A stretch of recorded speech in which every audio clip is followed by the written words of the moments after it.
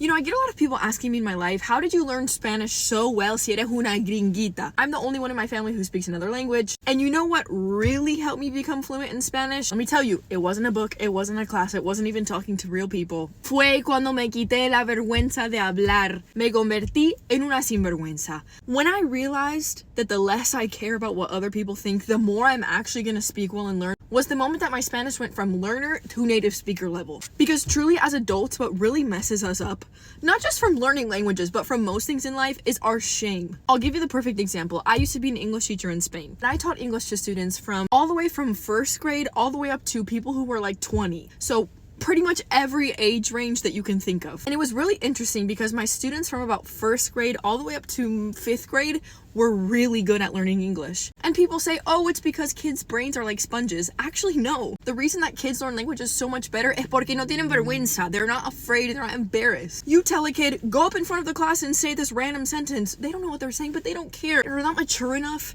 They don't have enough life experience to have those biases, that shame, and that feeling that they're doing something wrong per se. What was so interesting to me was how when the students flipped from about 4th grade to 5th grade, 6th grade, they went from speaking almost near fluent English to not speaking at all. Was it that they forgot all their English in 1 year? No, it's because those students were hitting puberty and suddenly they were aware of themselves, they cared what other people thought, suddenly their social status mattered way more than actually just putting themselves out there and trying. At the end of the day, when people say, oh, if you're after 14, you can't learn a language anymore fluently, esa es una mierda, ya te digo. Yo empecé a aprender español con 14 años. I started learning Spanish at 14. Again, let me tell you, the biggest difference between how children learn languages and how adults learn languages is that as adults, we have our biases, we have our view of the world, and we have a view of ourselves that stops us from actually learning and becoming better.